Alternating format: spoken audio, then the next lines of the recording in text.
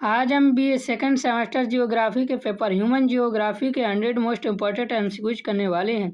ये वीडियो मुख्य रूप से रज्जू भैया यूनिवर्सिटी स्टूडेंट के लिए है जिनका पेपर 5 जून को लगा हुआ है। आपको यहाँ से पढ़ने के बाद कहीं और से पढ़ने की जरूरत नहीं पड़ेगी। आप 100% स्कोर यहीं से पढ़कर करने वाले हैं। बस 2 वीडियो और देख लीजिए जिनका लिंक डिस्क्रिप्शन पर दिया हुआ है। PDF के लिए टेलीग्राम पर मैसेज कीजिए, बिल्कुल फ्री में मैं आपको सारे PDF प्रोवाइड करा दूंगा। चैनल पर नए हैं तो सब्सक्राइब जरूर कर लेना। मैं आपको प्रत्येक एमसीक्यूज एक्सप्लेनेशन के साथ यहाँ पे समझाने वाला हूँ। तो चलिए बिना देरी किए शुरू करते हैं। पहला question very very very important question, ये मोस्ट रिपीटेड एमसीक्यूज है आज तक का। तो याद रखना, किस महाद्वीप में जनसंख्या की वृद्धि सबसे अधिक है? इसका हमारा सही आंसर है अफ्रीका महाद्वीप की जनसंख्या वृद्धि सर्वाधिक है मानी जाती है। क्वेश्चन नंबर दूसरा दिया हुआ है, कौन सी शहरी बस्ती की विशेषता है? तो हमारा सही आंसर हो जाएगा एक शहरी विशेषता है कि गैर कृषि कार्यों की यहाँ पर प्रधानता होती है। शहरों की मुख्य अर्थव्यवस्था कृषि पर नहीं बल्कि उद्योग, व्यापार और सेवा क्षेत्र पर निर्भर होती है। क्वेश्चन नंबर तीसरा दिया हुआ है, कौन सा भौगोलिक कारक जनसंख्या के वितरण को प्रभावित नहीं करता है? हमारा सही आंसर हो जाएगा भाषा जनसंख्या के वितरण को प्रभावित नहीं करता है, जबकि जलवायु, स्थलाकृति और मृदा भौतिक या भौगोलिक कारक हैं, जबकि भाषा एक क्या है, सांस्कृतिक कारक है और वितरण को प्रभावित नहीं करता, तो भाषा ही नहीं करती है।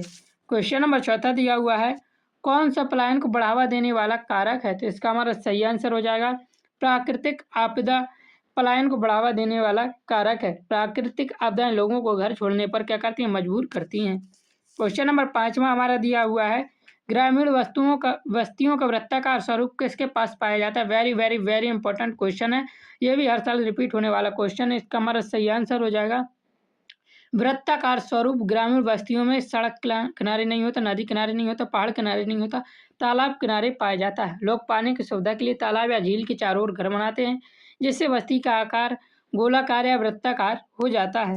क्वेश्चन नंबर 6 दिया हुआ है, जनसंख्या परिवर्तन के घटक कौन कौन से हैं? तो जन्म, मृत्यु और प्रवासी, तीनों ही जनसंख्या परिवर्तन के मुख्य घटक हैं। क्वेश्चन नंबर 7 दिया हुआ है, दुनिया भर में सबसे ज़्यादा कौन सी भाषा बोली जाती है? वेरी वेरी वेरी इंपॉर्टेंट है, ये भी हर साल रिपीट होने वाला क्वेश्चन है। सही आंसर हो जाएगा दुनिया भर में सबसे ज़्यादा बोली जाने वाली भाषा अंग्रेजी भाषा है। याद रखना, बहुत इंपॉर्टेंट है। कुल बोलने वालों की संख्या के आधार पर अंग्रेजी दुनिया में सबसे अधिक बोली जाती है, जबकि केवल मातृभाषा के आधार पर मंदारिनी चीनी आगे है। क्वेश्चन नंबर 8 दिया हुआ है हमारा, भारत की एक जनजाति इनमें से कौन सी है? तो इसका हमारा सही आंसर हो जाएगा संथाल भारत की एक जनजाति है, जो कि विशेषकर झारखंड और पश्चिम बंगाल की प्रमुख जनजातियों में से एक है। जाट, मराठा और नायर जातियां हैं, ये जनजातियां नहीं हैं, तो संथाल इसका सही आंसर है। क्वेश्चन नंबर 9 दिया हुआ है, अंडमान की जनजातियां कौन सी है? तो इसका हमारा सही आंसर हो जाएगा अंडमान की जनजातियां जरावा है। जरावा, ओंगे और सेंटिनल अंडमान और निकोबार द्वीप समूह की प्राचीन और संरक्षित जनजातियां हैं। याद रखना, भील, टोडा, ये गोंड, ये अंडमान की जनजातियां नहीं है। सही आंसर है जारवा। क्वेश्चन नंबर 10 दिया हुआ है, वह महाद्वीप जिसकी जनसंख्या वृद्धि दर सबसे कम है कौन सा है? तो ये भी बहुत रिपीटेड क्वेश्चन है। तो यूरोप महाद्वीप की जनसंख्या वृद्धि दर सबसे कम है। याद रखना, यह यूरोप के अधिकांश देशों में उच्च जीवन स्तर और जागरूकता के कारण जन्म दर बहुत कम हो गई है, जिससे वृद्धि दर सबसे कम हो गई है। क्वेश्चन नंबर 11 दिया हुआ है, पर्यावरण न्यायवाद की अवधारणा किसके द्वारा दी गई थी? Very very very important question है, बहुत इंपॉर्टेंट है, याद करके जरूर जाना, स्क्रीनशॉट ले लीजिए। तो पर्यावरण न्यायवाद की अवधारणा रेड जेल की अवधारणा है। रेड जेल ने यह सिद्धांत दिया कि मानव का जीवन और विकास पूरी तरह से प्राकृतिक पर्यावरण द्वारा नियंत्रित होता है, और एक किसका सिद्धांत था? रेड जेल का सिद्धांत था, जो कि न्यायवाद की अवधारणा है। क्वेश्चन नंबर 12 दिया हुआ है, सभ्यता की शुरुआत सबसे पहले कहाँ पर हुई थी? सही आंसर हो जाएगा नदी घाटियों में सभ्यता की सबसे पहले शुरुआत हुई थी, जैसे मेसोपोटामिया, सिंधु और नील नदी घाटियों में पहली सभ्यता पनपी है। याद रखना, ये बहुत इंपॉर्टेंट है। क्वेश्चन नंबर 13 दिया हुआ है, सूते कपड़े किस जलवायु क्षेत्र के लिए उपयुक्त होते हैं? तो इसका सबको सही आंसर मालूम होगा, उष्ण एवं आर्द्र जलवायु के लिए सूती कपड़े सबसे उपयुक्त होते हैं। क्वेश्चन नंबर 14 दिया हुआ है, इग्लू का उपयोग किसके द्वारा किया जाता है? Very very very important question है। तो एस्किमो के द्वारा क्या किया जाता है? इग्लू का उपयोग किया जाता है। उत्तरी ध्रुव या टुंड्रा प्रदेश में अत्यधिक ठंड से बचने के लिए एस्किमो लोग बर्फ के ब्लॉक से बने इग्लू में रहते हैं। याद रखना ये। क्वेश्चन नंबर 15 दिया हुआ है, उत्तर प्रदेश के पूर्वांचल क्षेत्रों में पाई जाने वाली जनजाति कौन सी है? सही आंसर हो जाएगा थारू तथा गोंड जनजाति उत्तर प्रदेश के पूर्वांचल क्षेत्रों में पाई जाती है। ए और सी इसका दोनों ही आंसर सही है। क्वेश्चन नंबर 16 दिया हुआ है, बांग्लादेश से भारत में प्रवास का मुख्य तरीका कौन सा है? ये इस साल के लिए बहुत इंपॉर्टेंट क्वेश्चन है, क्योंकि अभी बंगाल इलेक्शन हुए थे, तो इस वजह से ये क्वेश्चन इंपॉर्टेंट हो जाता है। तो इसका हमारा सही आंसर हो जाएगा, बंगाल से भारत में प्रवास का मुख्य तरीका सीमा पार प्रवास है। दो अलग अलग देशों के बीच होने वाले प्रवास को अंतर्राष्ट्रीय या सीमा प्रवास कहा जाता है। तो बी ऑप्शन इसका सही है। क्वेश्चन नंबर 17 दिया हुआ है, एशिया में सबसे अधिक विकास दर वाला शहर कौन सा है? तो इसका हमारा सही आंसर हो जाएगा टोक्यो या शंघाई, ये दोनों ही क्या है, सबसे अधिक क्या है, विकास वाले शहर है। आर्थिक और ढांचागत विकास के मामले में टोक्यो और शंघाई एशिया के सबसे बड़े महानगर हैं, याद रखना। क्वेश्चन नंबर 18 दिया हुआ है, भारत का सबसे अधिक आबादी वाला शहर कौन सा है? इसका सही आंसर हो जाएगा, भारत का सबसे अधिक आबादी वाला शहर मुंबई है। 2011 की जनगणना के अनुसार ग्रेटर मुंबई शहरी क्षेत्र भारत का सबसे घनी आबादी वाला क्षेत्र माना गया है, याद रखना। क्वेश्चन नंबर 19 दिया हुआ है, किन देशों में शहरीकरण की दर अन्य दुनिया की तुलना में अधिक है? तो इसका हमारा सही आंसर हो जाएगा, विकसित देशों में शहरीकरण की दर अन्य दुनिया की तुलना में सबसे अधिक किसमें है? विकसित देशों में है। और अमेरिका, ब्रिटेन जैसे विकसित देशों में 75 से 80% से अधिक आबादी शहरों में रहती है, याद रखना, ये बहुत इंपॉर्टेंट। क्वेश्चन नंबर 20 दिया हुआ है, 2030 तक कुल शहर आबादी का 80% किन देशों में होगा? तो इसका हमारा सही आंसर हो जाएगा, विकासशील देशों में। विकसित देश पहले से ही शहरीकृत हो चुके हैं, अब शहरीकरण की सबसे तेज दर भारत और चीन जैसे विकासशील देशों की ओर है, याद रखना ये। क्वेश्चन नंबर 21 दिया हुआ है, क्या दिया हुआ है हमारे, देखिए, शहरीकरण की पहली लहर कहाँ से शुरू हुई थी? इसका सही आंसर, शहरीकरण की पहली लहर यूरोप से शुरू हुई थी। 18वीं शताब्दी में औद्योगिक क्रांति सबसे पहले यूरोप अर्थात ब्रिटेन में आई, जिसने आधुनिक शहरों को जन्म दिया था। क्वेश्चन नंबर 22 दिया हुआ है, very very very important question है, गेटो शब्द किस ओर संकेत करता है? सही आंसर हो जाएगा, यह जाति और नस्ली पृथककरण वाला क्षेत्र की ओर ये क्या करता है, गेटो शब्द संकेत करता है। जब किसी शहर में अल्पसंख्यक या विशेष जाति के लोग मजदूरी या सुरक्षा के कारण एक अलग थलग बस्ती में रहते हैं, तो उसे क्या कहा जाता है? घेटू कहा जाता है, याद रखना, बहुत इंपॉर्टेंट है। क्वेश्चन नंबर 23 दिया हुआ है, किस क्रांति ने शहर को जन्म दिया था? सही आंसर हो जाएगा, औद्योगिक क्रांति ने। कारखानों खुलने से गाँव के लोग काम की तलाश में शहर जाने लगे और इस प्रकार शहरों का निर्माण हो गया। क्वेश्चन नंबर 24 दिया हुआ है, शहरों के विस्तार का मूल कारण क्या है? सही आंसर हो जाएगा, शहरों के विस्तार का मूल कारण औद्योगिकीकरण है। क्वेश्चन नंबर 25 दिया हुआ है, very very very very important है, ये भी कई बार पेपर में रिपीट हुआ है, दुनिया का पहला ज्ञात शहर कौन सा है? सही आंसर हो जाएगा, जेरिको दुनिया का पहला ज्ञात शहर है। मध्य पूर्व में स्थित जेरिको को दुनिया की सबसे पुरानी निरंतर हुई बसी हुई बस्ती माना जाता है, याद रखना, बहुत इंपॉर्टेंट। क्वेश्चन नंबर 26 दिया हुआ है, कौन सा प्रवास के लिए एक आकर्षक कारक नहीं है? तो इसका हमारा सही आंसर हो जाएगा, प्राकृतिक आपदा एक आकर्षक कारक नहीं है। रोजगार के अवसर, बेहतर शिक्षा और राजनीतिक स्थिरता के कारण लोग प्रवास करते हैं। क्वेश्चन नंबर 27 दिया हुआ है, भारत के पठारी क्षेत्रों में बस्तियों का कौन सा पैटर्न पाया जाता है? इसका सही आंसर आ जाएगा, बिखरा हुआ। भारत के पठारी क्षेत्रों में प्रकीर्ण या बिखरा हुआ उबाड़ खाबड़ जमीन और कम उपजाऊ मिट्टी के कारण पठार पर घर दूर दूर बने होते हैं। सही आंसर बी ऑप्शन है इसका।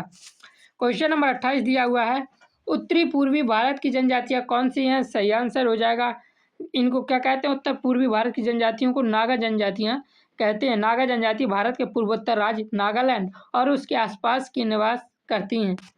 क्वेश्चन नंबर 29 दिया हुआ है, भेड़ पालन किस जनजाति का मुख्य व्यवसाय है? सही आंसर हो जाएगा, भेड़ पालन गद्दी जनजाति का मुख्य व्यवसाय है। हिमाचल प्रदेश की यह गद्दी जनजाति है, जिसका मुख्य व्यवसाय हिमाचल की ढालों पर भेड़ बकरियां चराना है, याद रखना। तो भेड़ पालन किस जनजाति का मुख्य व्यवसाय है? गद्दी जनजाति का। क्वेश्चन नंबर 30 दिया हुआ है, रोका या रोसा में खेती के मुख्य प्रकारों में से एक क्या है? तो इसका हमारा सही आंसर हो जाएगा, स्थानांतरण कृषि। ब्राजील, दक्षिण अमेरिका में जंगलों को जलाकर की जाने वाली झूम स्थानांतरण कृषि को क्या कहा जाता है? रोका या रोसा कहा जाता है। क्वेश्चन नंबर 31 दिया हुआ है, सेवा क्षेत्र का एक उदाहरण क्या है? इसका हमारा सही आंसर हो जाएगा, बैंकिंग क्या एक सेवा क्षेत्र का उदाहरण है। कृषि और खनन प्राथमिक कार्य है, जबकि बैंकिंग और चिकित्सा द्वितीयक और शिक्षा तृतीयक क्षेत्र में आता है, याद रखना। क्वेश्चन नंबर 32 दिया हुआ है, झूम की खेती कहाँ की जाती है? सही आंसर हो जाएगा, झूम की खेती उत्तर पूर्व भारत में की जाती है। असम, मेघालय, मिजोरम में आदिवासियों द्वारा इसे झूम कृषि कहा जाता है। क्या? झूम की खेती को। क्वेश्चन नंबर 33 दिया हुआ है, खानाबदोश पशुपालन किन क्षेत्रों में किया जाता है? सही आंसर हो जाएगा मरुस्थलीय एवं शुष्क क्षेत्रों में। Very very very important question है, याद जरूर कर लेना। क्वेश्चन नंबर 34 दिया हुआ है, भोटिया किस स्थान के आदिवासी हैं? सही आंसर हो जाएगा जो भोटिया वह हिमालयी क्षेत्र के आदिवासी हैं और ये बहुत इंपॉर्टेंट क्वेश्चन है। क्वेश्चन नंबर 35 दिया हुआ है, ये बहुत इंपॉर्टेंट क्वेश्चन है, इसे जरूर याद करना। पशुधन और मवेशी किस जनजाति का गौरव प्रतीक है? तो याद रखना इसका सही आंसर है मसाई जनजाति का गौरव प्रतीक पशुधन और मवेशी है और बहुत इंपॉर्टेंट क्वेश्चन है ये हमारा। क्वेश्चन नंबर 36 दिया हुआ है, ट्रांस ह्यूमांस या ऋतु प्रवास किन क्षेत्रों में किया जाता है? इसका हमारा सही आंसर हो जाएगा पर्वतीय क्षेत्रों में ऋतु प्रवास होता है। क्वेश्चन नंबर 37 दिया हुआ है, मछली पालन को किसके रूप में जाना जाता है? इसका हमारा सही आंसर हो जाएगा मछली पालन को पिसीकल्चर के रूप में जाना जाता है। वैज्ञानिक तरीके में मछलियों के पालन और उनका व्यापार करना पिसीकल्चर कहलाता है। क्वेश्चन नंबर 38 देखिए दिया हुआ है, बहुत बहुत बहुत इंपॉर्टेंट क्वेश्चन है, आपके पेपर में ये आने ही आने वाला है रज्जू भैया यूनिवर्सिटी में। ग्रिफिथ टेलर ने दुनिया में कितने प्रकार की प्रजातियों की पहचान की है? इसका हमारा सही आंसर हो जाएगा 7 प्रकार की प्रजातियों की पहचान की है। ग्रिफिथ टेलर ने प्रवास कटिबंध सिद्धांत के तहत मानव प्रजातियों को 7 प्रमुख वर्गों में बांटा, याद रखना। उनके नाम निग्रेटा, निग्रो, ऑस्ट्रोलाइड, मेडिटेरियन, नॉर्डिक, एप्लाइन और मंगोलाइड में बांटा। निग्रोटा, Negro, Australoid, Mediterranean, Nordic, alpine और मंगोलाइड, इन 7 के नाम भी याद रख लेना। क्वेश्चन नंबर 39 दिया हुआ है, संस्कृति और पर्यावरण के बीच संबंध को किसके संदर्भ में सबसे अच्छी तरह समझा जा सकता है? तो सही आंसर हो जाएगा सांस्कृतिक भूदृश्य के रूप में अच्छी तरह से समझा जा सकता है। क्वेश्चन नंबर 40 दिया हुआ है, भारत में मक्का कहाँ से लाया गया था? सही आंसर हो जाएगा, ये बहुत इंपॉर्टेंट क्वेश्चन है। तो भारत में मक्का अमेरिका से लाया गया था। मक्का मूल रूप से मध्य या दक्षिण अमेरिका की फसल है, जिसे पुर्तगाली भारत लेकर आए थे। तो याद रखना मक्का कहाँ का है? अमेरिका का है। क्वेश्चन नंबर 41 दिया हुआ है, सूत्री वस्त्र उद्योग में भारत में प्रमुख रूप से किस क्षेत्र में मौजूद है? तो इसका हमारा सही आंसर हो जाएगा पश्चिम भारत। काली मिट्टी की प्रचुरता के कारण कपास सबसे अधिक महाराष्ट्र और गुजरात, पश्चिम भारत में होता है, इसलिए उद्योग भी वहीं केंद्रित है। कहाँ पे? पश्चिम भारत में। क्वेश्चन नंबर 42 दिया हुआ है, हरित क्रांति किससे जुड़ी हुई है? इसका सही आंसर है गेहूं एवं धान उत्पादन से। 1960 के दशक में उच्च उपज वाले बीजों के उपयोग से खाद्यान्न विशेषकर गेहूं उत्पादन में भारी वृद्धि को हरित क्रांति कहा जाता है। तो यह गेहूं एवं धान उत्पादन से जुड़ी हुई है। क्वेश्चन नंबर 43 दिया हुआ है, आदिम कृषि संभवतः कहाँ से शुरू हुई थी? इसका हमारा सही आंसर हो जाएगा दक्षिण पूर्व एशिया से आदिम कृषि संभवतः शुरू हुई थी। कार्ल सावर के अनुसार यह पहली बार पौधों को उगाने जड़ वाली फसलें की शुरुआत दक्षिण पूर्व एशिया से हुई थी। क्वेश्चन नंबर 44 दिया हुआ है, कृषि कितने वर्ष पहले शुरू हुई थी? इसका हमारा सही आंसर हो जाएगा 10,000 वर्ष पहले। नव पाषाण काल लगभग 10,000 से 12,000 वर्ष पूर्व में मानव को शिकार छेड़कर खेती करना शुरू किया था। इसका हमारा सही आंसर हो जाएगा सी ऑप्शन। क्वेश्चन नंबर 45 है, very very very very important है ये और बहुत ज़्यादा इंपॉर्टेंट है। माल्थस के जनसंख्या सिद्धांत के अनुसार संसाधन कैसे बढ़ते हैं? तो इसका हमारा सही आंसर हो जाएगा अंकगणितीय अनुपात में बढ़ते हैं। जनसंख्या सिद्धांत के अनुसार संसाधन अंकगणितीय अनुपात में, जबकि जनसंख्या ज्यामिति दर अर्थात 2, 4, 8, 16 इस प्रकार से बढ़ती है। क्वेश्चन नंबर 46 दिया हुआ है, सामाजिक भूगोल का आधार क्या है? सही आंसर हो जाएगा मानव समाज सामाजिक भूगोल का आधार है। क्वेश्चन नंबर 47 दिया हुआ है, मानव भूगोल की अनुशासनात्मक सीमा से परे कौन सा है? तो मानव भूगोल की अनुशासनात्मक सीमा से परे इनमें से कौन है? तो इसका हमारा सही आंसर है भू आकृति विज्ञान। भू आकृति विज्ञान भौतिक भूगोल की शाखा है, मानव भूगोल की शाखा नहीं है। क्वेश्चन नंबर 48 दिया हुआ है, जनसंख्या का उच्च घनत्व मुख्यतः किसके किनारे पाया जाता है? सही आंसर हो जाएगा नदियों के किनारे जनसंख्या का उच्च घनत्व पाया जाता है। क्वेश्चन नंबर 49 दिया हुआ है, घुंघराले बाल किस प्रजाति की विशेषता है? तो इसका हमारा सही आंसर हो जाएगा घुंघराले बाल निग्रोइड प्रजाति की विशेषता है। निग्रोइड प्रजाति की प्रमुख शारीरिक विशेषताओं में घुंघराले बाल, काले रंग और चौड़ी नाक शामिल है, याद रखना। क्वेश्चन नंबर 50 दिया हुआ है, निर्जाति की अवधारणा पूरी तरह से कैसी अवधारणा है? निर्जाति या रेस की अवधारणा या रेक की अवधारणा? तो निर्जाति की अवधारणा पूर्ण रूप से जैविक अवधारणा है, याद रखना। प्रजाति एक जैविक या शारीरिक वर्गीकरण है जो माता पिता से मिलने वाले अनुवांशिक लक्षणों पर आधारित अर्थात जैविक अवधारणा पर आधारित है। क्वेश्चन नंबर 51 दिया हुआ है, त्वचा के रंग के आधार पर मंगोलाइट प्रजाति को किस रंग से जाना जाता है? सही आंसर हो जाएगा पीले रंग से जाना जाता है। एशियाई मूल की मंगोलाइट प्रजाति को पारंपरिक रूप से पीली प्रजाति भी कहा जाता है। क्वेश्चन नंबर 52 दिया हुआ है, मानव भूगोल को मानव समाज और पृथ्वी की सतह के बीच संबंधों के अध्ययन के रूप में किसने परिभाषित किया? Very very very important question है ये हमारा।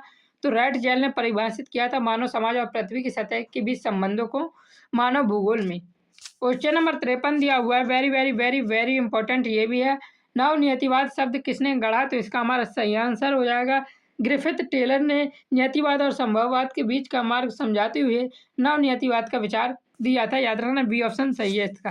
क्वेश्चन नंबर 54 दिया हुआ है, कौन सामाजिक भूगोल का उपक्षेत्र नहीं है? तो इसका हमारा सही आंसर हो जाएगा भू आकृति विज्ञान। यह भौतिक भूगोल है, सामाजिक भूगोल से संबंधित नहीं है। तो यह डी ऑप्शन सही है इसका। क्वेश्चन नंबर 55 दिया हुआ है, कौन संस्कृति से संबंधित नहीं है? तो भाषा, धर्म और परंपरा ये तीनों ही संस्कृति से संबंधित हैं। अक्षय संस्कृति से संबंधित नहीं है। अक्षय चट्टानों के टूटने की एक प्राकृतिक या भौतिक प्रक्रिया है, इसका मानव संस्कृति से कोई संबंध नहीं है। क्वेश्चन नंबर 56 दिया हुआ है, अफ्रीका के पिग्मी अपने घर बनाते हैं किससे? तो इसका हमारा सही आंसर हो जाएगा घास एवं पत्तियों और एवं लकड़ियों से बनाते हैं। क्वेश्चन नंबर 57 दिया हुआ है, very very very important question है ये हमारा, रोको और जाओ स्टॉप एंड गो डिटर्मिनिज्म ये आपको देखने में मिलेगा पेपर में, निम्नलिखित में से किस नाम से जानते हैं? तो इसका हमारा सही आंसर हो जाएगा इसे नवनियतिवाद सिद्धांत के नाम से जानते हैं। प्राकृतिक ठहरे इफेक्ट पुलिस की तरह है जो मनुष्य की गति धीमी कर सकती है, रोको पर उसकी दिशा नहीं बदल सकती। रोको एंड गो डिटर्मिनिज्म, रोको और जाओ। क्वेश्चन नंबर 58 दिया हुआ है, लोगों और पर्यावरण के बीच अंतःक्रिया में सबसे महत्वपूर्ण कारक क्या है? इसका हमारा सही आंसर हो जाएगा संस्कृति है इसका सही आंसर। क्वेश्चन नंबर 59 दिया हुआ है, सैफोलॉजी किसकी सहायक शाखा है? इसका हमारा सही आंसर है यह राजनीति विज्ञान की सैफोलॉजी सहायक शाखा है, याद रखना। क्वेश्चन नंबर 60 दिया हुआ है, भूगोल की किस विचारधारा ने गरीबी, अभाव और सामाजिक असमानता के मूल कारणों को समझने के लिए मार्क्सवादी सिद्धांत का उपयोग किया है? तो इसका हमारा सही आंसर हो जाएगा उग्रवादी भूगोल को समझने के लिए मार्क्सवादी सिद्धांत का उपयोग किया गया है। क्वेश्चन नंबर 61 दिया हुआ है, औपनिवेशिक काल में मानव भूगोल के किस दृष्टिकोण का पालन किया गया था? सही आंसर हो जाएगा अन्वेषण और नियतिवाद का दृष्टिकोण का पालन किया गया था। क्वेश्चन नंबर 62 दिया हुआ है, कौन भौतिक संस्कृति का हिस्सा है? सही आंसर हो जाएगा भौतिक संस्कृति का हिस्सा भाषा को माना जाएगा या अच्छा भौतिक संस्कृति मटेरियल कल्चर पूछा है, जब मटेरियल कल्चर है तो उपकरण को माना जाएगा। क्वेश्चन नंबर 63 दिया हुआ है, प्रकृति और मनुष्य के बीच जटिल संबंध किस भूगोल का मूल रहा है? तो इसका हमारा सही आंसर हो जाएगा मानव भूगोल का मूल प्रकृति और मनुष्य के बीच जटिल संबंध बताता है। क्वेश्चन नंबर 64 दिया हुआ है, आर्थिक गतिविधियों के स्थानांतरित वितरण का अध्ययन किस पर्यावरण से प्रभावित होता है? सही आंसर हो जाएगा प्राकृतिक एवं सांस्कृतिक पर्यावरण से आर्थिक गतिविधियों के स्थानिक वितरण का अध्ययन से प्रभावित होता है। क्वेश्चन नंबर 65 दिया हुआ है, very very very very important है ये हमारा, राजनीतिक भूगोल शब्द किस भूगोलवेत्ता द्वारा गढ़ा गया था? सही आंसर हो जाएगा रेड जेल द्वारा गढ़ा गया था। क्वेश्चन नंबर 66 दिया हुआ है, सोशल भूगोल किसके समूहों के एक दूसरे के साथ संबंधों की जांच करता है? सही आंसर हो जाएगा मानव के संबंधों की एक दूसरे के साथ जांच करता है सोशल भूगोल।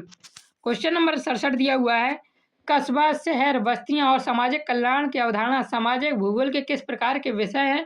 तो इसका हमारा सही आंसर हो जाएगा यह सामाजिक संगठन का एक विषय है, कस्बा, शहर, बस्तियां और सामाजिक कल्याण की अवधारणा। क्वेश्चन नंबर 68 दिया हुआ है, प्रादेशिक उपागम किसकी जांच करता है? तो प्रादेशिक उपागम किसकी जांच करता है? तो हमारा सही आंसर यह क्षेत्र विशेष की जांच करता है। क्वेश्चन नंबर 69 दिया हुआ है, कौन सा भारत में एक प्रमुख धर्म है? हिंदू धर्म भारत में एक प्रमुख धर्म है, ये सब कोई बता देगा। क्वेश्चन नंबर 70 दिया हुआ है, नियतिवाद और किसका दर्शन एक दूसरे के प्रति चरम एवं विरोधाभासी है? सही आंसर हो जाएगा संभाव्यवाद। क्वेश्चन नंबर 71 दिया हुआ है, आरंभिक मनुष्यों का एक समूह किस स्थान पर बसना शुरू हुआ? सही आंसर हो जाएगा नदी घाटियों में प्रारंभिक मनुष्यों का एक समूह बसना शुरू हुआ था। क्वेश्चन नंबर 72 दिया हुआ है, बस्ती अवधारणा इस दृढ़ विश्वास पर आधारित है कि ग्रामीण और शहरी बस्तियां एक दूसरे से बिल्कुल भिन्न है। ये कैसा है, सही है, गलत है? तो यह सही, इसका ये क्या है, ये कथन बिल्कुल सही है। बस्ती अवधारणा इस दृढ़ दृढ़ विश्वास पर आधारित है कि ग्रामीण और शहरी बस्तियां एक दूसरे से बिल्कुल भिन्न है। ये बात बिल्कुल सही है। क्वेश्चन नंबर 73 दिया हुआ है, ग्रामीण बस्तियों की स्थल एवं स्थिति किसके द्वारा निर्धारित होती है? सही आंसर हो जाएगा भौतिक कारकों के द्वारा निर्धारित होती है। क्वेश्चन नंबर 74 दिया हुआ है, ग्रामीण समाज सांस्कृतिक रूप से अधिक समरूप क्यों होते हैं? तो इसका हमारा सही आंसर हो जाएगा समान व्यवसाय होता है इनका, समान जीवन शैली और कम जनसंख्या गतिशीलता होती है। इसी कारण ग्रामीण समाज सांस्कृतिक रूप से अधिक समरूप होता है। क्वेश्चन नंबर 75 दिया हुआ है, ग्रामीण क्षेत्र आमतौर पर किसकी कमी और अभाव से ग्रस्त हैं? सही आंसर हमारा हो जाएगा आधारभूत सुविधाओं से की कमी से ये ग्रस्त हैं। क्वेश्चन नंबर 76 दिया हुआ है, सघन बस्तियां कहाँ पर पाई जाती हैं? तो उपजाऊ मैदानों में सघन बस्तियां पाई जाती हैं। क्वेश्चन नंबर 77 दिया हुआ है, शहर के रूप में वर्गीकृत होने के लिए बस्ती में वयस्क पुरुष आबादी का कितने प्रतिशत से अधिक गैर कृषि कार्यों में लगा होना चाहिए? तो इसका हमारा सही आंसर है कम से कम 75%। भारत की जनगणना के अनुसार किसी क्षेत्र को शहर तभी माना जाता है जब वहाँ 75% पुरुष कृषि के अलावा अन्य काम करते हैं। सी ऑप्शन इसका सही है। क्वेश्चन नंबर 78 दिया हुआ है, जब किसी राष्ट्र की जनसंख्या उसके संसाधनों के विकास से अधिक होती है तो इस स्थिति को क्या कहा जाता है? तो इस स्थिति को जन आधिक्य कहा जाता है। जब लोगों का पेट भरने के लिए संसाधन कम पड़ जाए तो वह जन आधिक्य है, याद रखना। क्वेश्चन नंबर 79 दिया हुआ है, शहरी बस्तियों का स्थान और स्थिति काफ़ी हद तक किन कारकों पर निर्भर करती है? तो इसका हमारा सही आंसर हो जाएगा परिवहन एवं संचार पर काफ़ी हद तक निर्भर होती है शहरी बस्तियों के स्थान और उनकी स्थिति। क्वेश्चन नंबर 80 दिया हुआ है, केंद्रीय बस्तियां कैसी बस्तियां होती हैं? सही आंसर हो जाएगा केंद्रीय बस्तियां सेवा प्रदान करने वाली बस्तियां होती हैं। क्वेश्चन नंबर 81 दिया हुआ है, कृषि गांव में अधिकांश ग्रामीण बस्तियां किसका कार्य करती हैं? तो कृषि गांव में अधिकांश ग्रामीण बस्तियां कृषि का कार्य करती हैं। क्वेश्चन नंबर 82 दिया हुआ है, कौन सी आर्थिक गतिविधि प्राथमिक गतिविधि से संबंधित है? सही आंसर हो जाएगा कृषि आर्थिक गतिविधि प्राथमिक आर्थिक गतिविधि से संबंधित है। इसी प्रकार बैंकिंग तृतीय, परिवहन तृतीय और शिक्षा भी तृतीय से संबंधित है। 83 दिया हुआ, मृत्यु दर में मृत्यु केवल किसके बाद होती है? तो जन्म के बाद मृत्यु दर में मृत्यु गिनी जाती है। जनसांख्यिकी में केवल जीवित जन्म लेने वाले शिशु ही मृत्यु की गणना की जाती है। ये नहीं कि मतलब ये जन्म लेने से पहले यदि बच्चा मर जाता है तो उसे मृत्यु दर में शामिल नहीं किया जाता है, याद रखना। क्वेश्चन नंबर 84 दिया हुआ है, परिष्कृत मृत्यु दर CDR द्वारा किसको मापा जाता है? तो इसका हमारा सही आंसर हो जाएगा मृत्यु को मापा जाता है। प्रति 1000 व्यक्तियों पर एक वर्ष में मरने वालों की संख्या को क्या कहते हैं? CDR या क्रूड डेथ रेट, परिष्कृत मृत्यु दर। याद रखना CDR का फुल फॉर्म क्या है इसका फुल फॉर्म? तो crude death rate. Question number 85 दिया हुआ है, मानव भूगोल की कौन सी विचारधारा फ्रांसीसी स्कूल से संबंधित है? वेरी वेरी वेरी इंपॉर्टेंट है ये। तो यह संभाव्यवाद की विचारधारा फ्रांसीसी स्कूल से संबंधित है। क्वेश्चन नंबर 86 दिया हुआ है, समान रूप से जनसंख्या के वितरण को प्रभावित करने वाले कारक कौन कौन से हैं? तो भौतिक एवं सामाजिक और आर्थिक, ये तीनों कारण ही जनसंख्या के वितरण को प्रभावित करने वाले कारक हैं। क्वेश्चन नंबर 87 दिया हुआ है, जनसंख्या की गतिशीलता में बहुत महत्वपूर्ण भूमिका कौन निभाता है? तो इसका हमारा सही आंसर हो जाएगा प्रवास जनसंख्या की गतिशीलता में महत्वपूर्ण भूमिका निभाता है। क्वेश्चन नंबर 88 दिया हुआ है, आंतरिक प्रवास से तात्पर्य किसके भीतर एक प्रशासनिक, राजनीतिक या भौगोलिक क्षेत्र से दूसरे क्षेत्र में निवास के अस्थायी स्थानांतरण से होता है? तो इसका हमारा सही आंसर हो जाएगा एक देश से उसी देश के भीतर, एक राज्य से उसी राज्य के भीतर, या एक जिले से उसी गांव के जिले के भीतर। उपरोक्त सभी से होने वाला प्रवास आंतरिक प्रवास कहलाता है। देश की सीमाओं के भीतर राज्य से राज्य या गांव से शहर होने वाला सारा प्रवास क्या होता है? आंतरिक प्रवास कहलाता है। डी ऑप्शन सही हो जाएगा। क्वेश्चन नंबर 89 दिया हुआ है, प्रवासी सामाजिक परिवर्तन के एक एजेंट के रूप में कार्य करते हैं। तो इसका हमारा ये कथन कैसा है? तो ये कथन बिल्कुल सही है, प्रवासी सामाजिक परिवर्तन के एक एजेंट के रूप में कार्य करते हैं। क्वेश्चन नंबर 90 दिया हुआ है, विश्व जनसंख्या के बारे में सबसे महत्वपूर्ण तथ्य कौन सा है? सही आंसर हो जाएगा असमान वितरण विश्व जनसंख्या के बारे में सबसे महत्वपूर्ण तथ्य है। क्वेश्चन नंबर 91 दिया हुआ है, वेरी वेरी वेरी इंपॉर्टेंट है ये। किसने कहा कि मानव भूगोल मानव समाज और पृथ्वी की सतह के बीच संबंधों का अध्ययन करता है? तो ये रेटजेल ने कहा था और ये बहुत इंपॉर्टेंट क्वेश्चन है। क्वेश्चन नंबर 92 दिया हुआ है, मानव भूगोल अस्थिर मनुष्य और अस्थिर पृथ्वी के बीच बदलते संबंधों का अध्ययन है। यह कथन किसका है? तो यह कथन एलन सी सैंपल का है और ये भी बहुत इंपॉर्टेंट क्वेश्चन है। क्वेश्चन नंबर 93 दिया हुआ है, कौन सबसे अधिक आबादी वाले देशों में से एक नहीं है? तो इसका सही आंसर कनाडा। क्षेत्रफल में दुनिया का दूसरा सबसे बड़ा देश होने के बावजूद बर्फबारी के कारण कनाडा की आबादी बहुत कम है, तो डी ऑप्शन इसका सही है। क्वेश्चन नंबर 94 दिया हुआ है, किस देश में जनसंख्या का घनत्व सबसे अधिक है? सही आंसर हो जाएगा बांग्लादेश में। छोटे क्षेत्रफल और अत्यधिक जनसंख्या के कारण बांग्लादेश का जनसंख्या घनत्व दुनिया के बड़े देशों में से सबसे अधिक है। ए ऑप्शन सही है इसका। क्वेश्चन नंबर 95 दिया हुआ है, सार्थक दूरी और समय पर निवास का परिवर्तन क्या कहलाता है? सही आंसर हो जाएगा प्रवास कहलाता है, सार्थक दूरी और समय पर निवास का परिवर्तन। क्वेश्चन नंबर 96 दिया हुआ है, वर्ल्ड की जनसंख्या का औसत घनत्व क्या है? सही आंसर हो जाएगा 58 व्यक्ति प्रति वर्ग किलोमीटर। विश्व की कुल क्षेत्रफल में कुल जनसंख्या का भाग देने पर वर्तमान में औसत घनत्व लगभग 50 से 60 व्यक्ति प्रति वर्ग किलोमीटर आता है। क्वेश्चन नंबर 97 दिया हुआ है, कौन सा इनमें से पुश फैक्टर नहीं है? तो इसका हमारा सही आंसर हो जाएगा बेहतर रोजगार अवसर पुश फैक्टर नहीं है। बेरोजगारी, गरीबी और प्राकृतिक आपदा के कारण क्या होता है? प्रवासन होता है। क्वेश्चन नंबर 98 दिया हुआ है, पिछले 500 वर्षों में विश्व की जनसंख्या कितने गुना बढ़ी है? तो इसका हमारा सही आंसर है 10 गुना बढ़ी है। 1500 ईस्वी में दुनिया की आबादी लगभग 40 से 50 करोड़ थी, जो आज बढ़कर 800 करोड़ से ज़्यादा हो गई है, लगभग 10 गुना से भी अधिक। तो इसका हमारा सही आंसर सी है। आज भारत की जनसंख्या ही 140 करोड़ पार कर गई है और पहले पूरी दुनिया की आबादी 40 से 50 करोड़ थी। क्वेश्चन नंबर 99 देखिए दिया हुआ है, कौन सा विरल जनसंख्या वाला क्षेत्र नहीं है? इसका हमारा सही आंसर हो जाएगा गंगा का मैदान एक सघन जनसंख्या वाला क्षेत्र है, विरल जनसंख्या वाला क्षेत्र नहीं है। क्वेश्चन नंबर 100 दिया हुआ है, विश्व में जनसंख्या की वर्तमान वृद्धि दर क्या है? तो 0.8% से लेकर 1% तक है, तो ए ऑप्शन इसका बिल्कुल सही माना जाएगा। विश्व की जनसंख्या वृद्धि दर जो कभी 2% से ऊपर थी, अब घटकर लगभग 0.8% के बीच आ गई है। तो चैनल पर नए हैं तो चैनल को सब्सक्राइब कर लीजिए और पीडीएफ के लिए टेलीग्राम पर मैसेज कर सकते हैं। जय हिंद, जय भारत, राधे राधे।